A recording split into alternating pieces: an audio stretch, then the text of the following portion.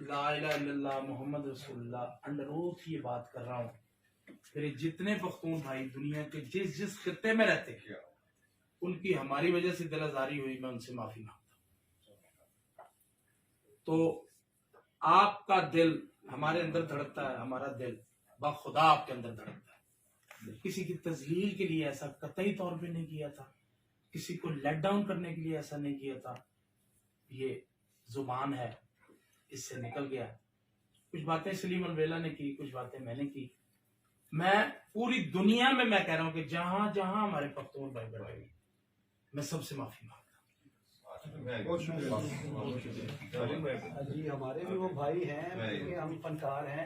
हम ये नहीं कि पंजाबी के फनकार हैं, सिंधी के, हम पाकिस्तान के फनकार हैं। तो सब लोग हमें देख के मुस्कुराते हैं। तो अल्लाह ताला ने हमारा रिज़्क़ इसी में रखा हुआ है। तो अगर आप हमसे कोई नाराजगी है तो हम आपसे माजरत करते हैं। आप हमारे भाई हैं। I love you. पाकिस्तान को वर्ल्ड कप इमरान खान ने दिया, स्क्वैश का वर्ल्ड कप जहांगीर खान ने दिया, और पाकिस्तान को एटमी ताकत डॉक्टर अब्दुल कदीर खान ने बनाया। ये मैं बयान देता हूँ, ट्विटर पे है, यकीन करें। आप कहते हैं ना कि आप उनको उनकी सही बात नहीं करते, मैं करता हूँ।